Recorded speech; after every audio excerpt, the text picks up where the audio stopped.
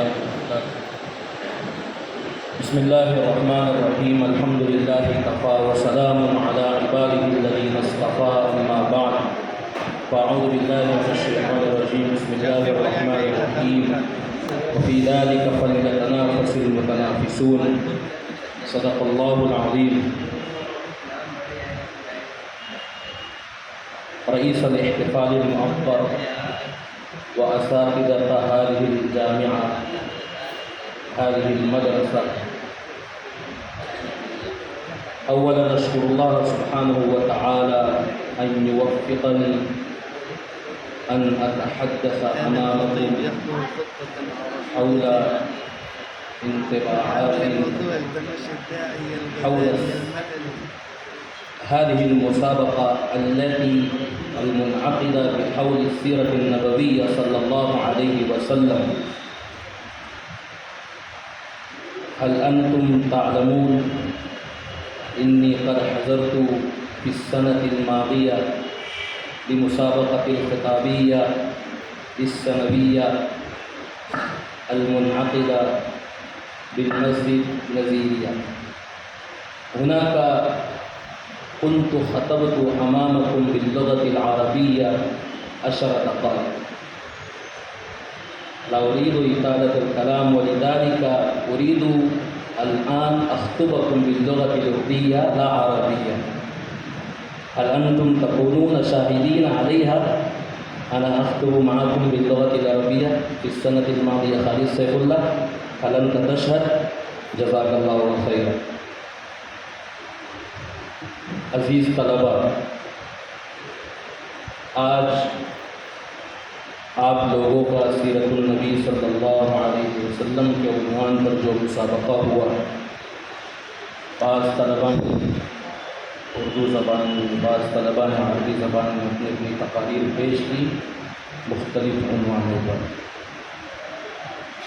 ظاہر ہے کہ مدرسے میں منعقد ہونے والا مسابقہ ہو یا مظاہرہ ہو، یہ طلباء کی صلاحیتوں کو نکھارنے کے لیے ہوا کرتا ہے. طلباء شوال المکرم سے محنت کرتے ہیں، مدرسہ جاری ہوتا ہے، مختلف انجمنیں جاری ہوتی ہے، اس میں طلباء محنت کرتے ہیں.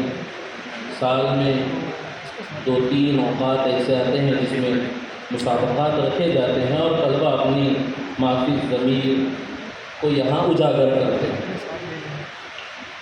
بہت خوشی ہوئی، عربی میں 4 طلباء اور اردو میں غیر حاضر، اس کے باوجود 3 طلباء نے تقریر پیش کی.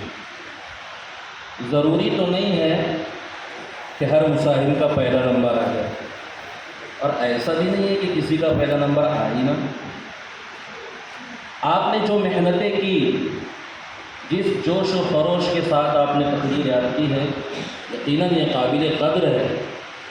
لیکن بعض اوقات ڈائس پر آ جانے کے بعد کچھ غلطیاں سرزد ہوتی ہے، تلفظ کے اعتبار سے، سلاست کے اعتبار سے. بعض مرتبہ حکمین کو لگتا ہے کہ مواد سب کے اچھے ہیں، لیکن ایک دوسرے کو دیکھتے ہوئے فرق کرنے کے لیے نمبرات میں کمی زیادتی کرنی پڑتی ہے.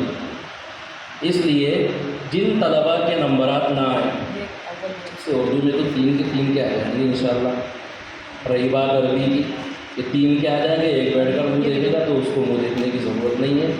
اس بات کی کوشش کرنا ہے کہ اس مرتبہ اگر کچھ کمی اور خامی رہ گئی ہو تو انشاءاللہ آئندہ مسابقے میں وہ کمی اور خامی میں دور کر دوں گا. تمام طلباء نے ماشاءاللہ بہت اچھے انداز میں اپنی تقریریں پیش کی ہے. البتہ 1-2 بات میں عرض کرنا چاہتا ہوں کہ جب آپ اپنی تقریر پیش کر رہے ہوں تو آپ اپنے انداز کو معتدل رکھیں. معتدل کا مطلب یہ ہے جہاں آواز اٹھانی ہے وہاں آواز اٹھائیں. درمیان تقریر میں آواز اٹھائی جاتی ہے، کچھ باتیں ایسی ہو جاتی ہے جس میں جوش و خروش کے ساتھ پیش کرنا ہوتا ہے. یہاں پر اخلاق کا مظاہرہ نہیں کرنا ہے. یہاں اخلاق قربانی مت دیجیے، آپ اخلاق کا مظاہرہ مت کیجیے. آپ کے اساتذہ نے جس انداز میں آپ کو تقریر مشق کروائی ہے آپ اسی انداز میں کیجیے. ماشاءاللہ سبھی نے اچھی کی. 1-2 طالب علم کی میں بات کر رہا ہوں. اسی طریقے سے سامعین ہم کہتے ہیں، محترم سامعین. یہ سامعین نہیں ہے، عربی زبان کے لفظ ہے. کیا ہے؟ سامعین جمع مذکر سالم ہے، سامعون کی بکسر المیم. اس لیے عموماً طلبہ یہ غلطی کر جاتے ہیں، احتیاط کرنا چاہیے.